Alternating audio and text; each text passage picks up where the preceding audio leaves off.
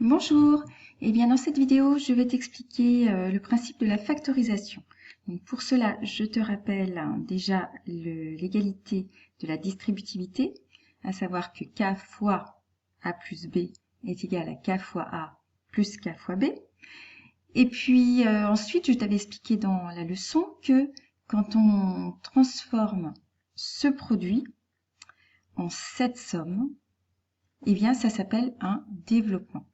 Mais on peut faire également le chemin inverse. On peut partir de cette somme pour la transformer, suivant l'égalité de la distributivité, en ce produit. Et bien dans ce sens-là, ça s'appelle la factorisation.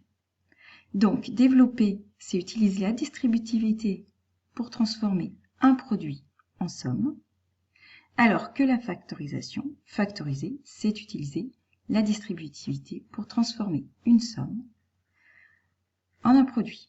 Alors, quand je dis une somme, ça peut être une différence, hein, c'est le même principe. Alors, voilà quelques petits exemples de factorisation pour bien expliquer la méthode. La première chose qu'on va faire, c'est d'essayer de repérer ce qu'on appelle le facteur commun.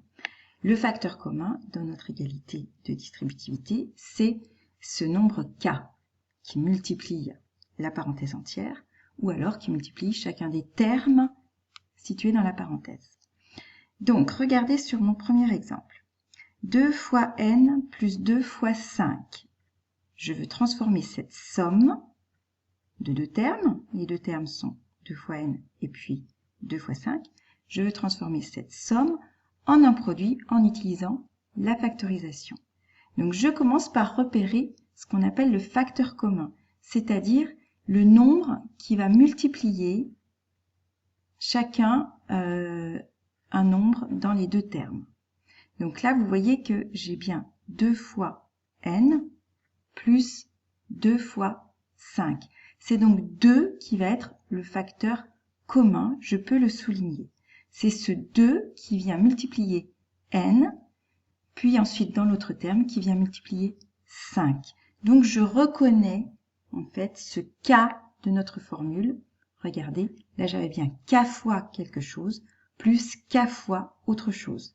Donc ici dans mon exemple, ce k ça va être le 2, je le souligne.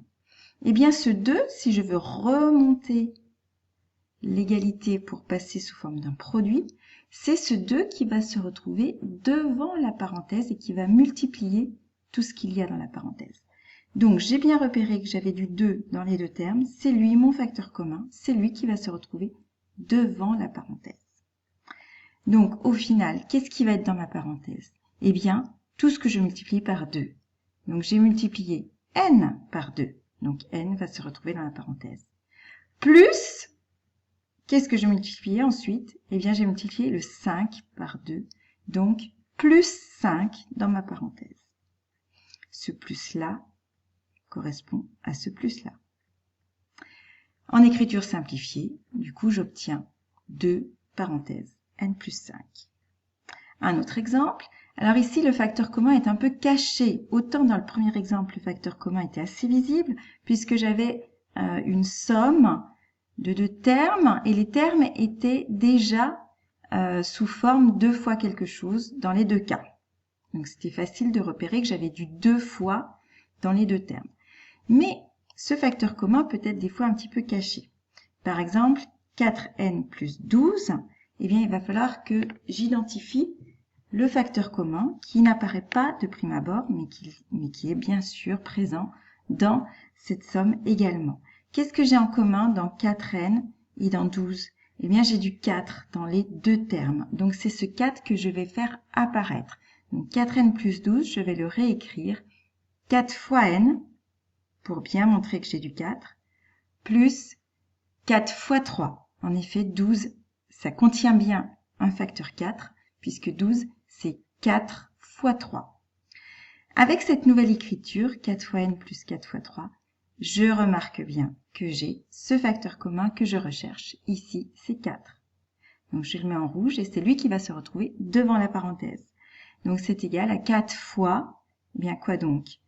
4 multiplie quoi? Il multiplie n d'abord, plus, ensuite, 3. Donc, dans ma parenthèse, je retrouve 4 fois n plus 3. En écriture simplifiée, 4 parenthèse n plus 3. Encore un autre exemple de facteur commun un petit peu caché. Regardez cette expression, 4n au carré plus 20n. Ici, mon facteur commun, ça sera 4n. En effet, 4n au carré, je peux l'écrire comme étant 4n fois n. Et puis 20n, je peux faire apparaître du 4n là-dedans. 20n, c'est quoi? C'est 4n fois 5. Donc, on voit bien que 4n est mon facteur commun. Je peux donc le mettre devant la parenthèse et je regroupe le reste dans la parenthèse, c'est-à-dire n plus 5. En simplifié, ça me fera donc 4n parenthèse n plus 5. Encore un autre exemple, 6y plus 3. Je remarque assez rapidement que je vais avoir du 3 dans les deux termes de cette somme. En effet, 6y, je peux l'écrire comme étant 3 fois 2y. Et puis 3, c'est 3 fois quoi? C'est 3 fois 1. Donc je l'écris 3 fois 1. Ainsi, je repère bien que j'ai du 3 dans les deux termes. Le 3 est mon facteur commun, il va se retrouver devant la parenthèse. Qu'est-ce que je vais mettre dans ma parenthèse? Eh bien, tout ce que multiplie 3. 3 multiplie 2y, je le mets dans la parenthèse, plus, que je retrouve là, plus quoi donc? Il multiplie aussi 1, donc plus 1. En écriture simplifiée, j'obtiendrai donc 3 parenthèses 2y plus 1. Alors là, je n'avais que des plus, donc c'est relativement simple. Maintenant, quand il y a des moins qui se mettent là-dedans, c'est toujours un petit peu plus compliqué. Alors, voici deux exemples avec des moins. 3n moins 18. Je remarque que je peux avoir du 3 dans les deux termes de cette différence. Le 3 ici est assez visible, et puis 18, il suffit de se rappeler que 18 est dans la table de 3, donc il contient un facteur 3.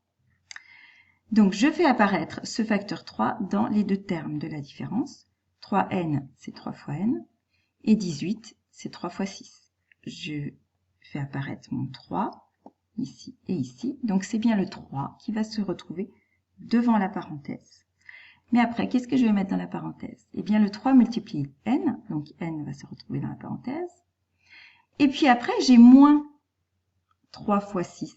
Donc ce moins va se retrouver dans la parenthèse devant le 6, puisque ici, ce que je retranche, c'est 3 fois 6.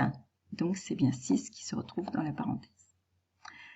En simplifié, ça me fera donc 3 parenthèses n-6. Autre exemple, un peu plus compliqué. Regardez, moins 2, moins 6b. Là, non seulement j'ai du 2 dans mes deux termes, mais je vais pouvoir considérer aussi que j'ai du moins dans les deux termes, puisque j'ai moins 2, moins 6b. Donc, mon facteur commun va être non pas 2, mais moins 2. Alors, c'est moins 2 qu'il faut que j'identifie dans chacun des termes de cette différence. Moins 2, c'est moins 2 fois quoi? C'est moins 2 fois 1. Et moins 6b, c'est moins 2 fois quoi? C'est moins 2 fois 3b. J'identifie bien mon moins 2 dans chacun des deux termes de cette somme, de cette différence. Somme et différence, ce sont des notions qui sont équivalentes. Alors, regardez, j'identifie mon moins 2. Donc, c'est ce moins 2 qui va être le facteur commun. C'est lui que je vais mettre devant la parenthèse. Et dans la parenthèse, je mets tout ce que multiplie moins 2. Donc ici, moins 2 multiplie 1. Donc, je vais avoir 1 dans la parenthèse. Et puis ici, moins 2 multiplie quoi? 3b. Il multiplie 3b. Je n'ai pas dit moins 3b. Donc, si je dis juste 3b, c'est que je sous-entends qu'il y a un plus. Donc, moins 2 fois 3b, c'est bien moins 2 fois plus 3b. Donc, du coup, dans ma parenthèse, j'aurai du plus 3b. Ce qui me donne en simplifié moins 2, parenthèse, 1 plus 3b.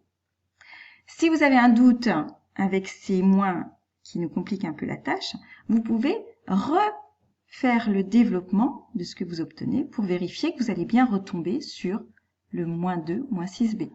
En effet, regardez, si je multiplie moins 2 par 1, j'obtiens moins 2. D'accord?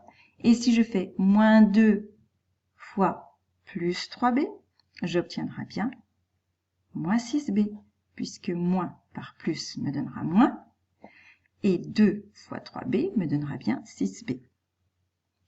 Voilà, bon ben maintenant, il faut s'entraîner. C'est en s'entraînant sur plein d'exemples que vous allez arriver à faire ces factorisations sans problème. Alors maintenant, à toi de jouer. À bientôt pour une nouvelle vidéo.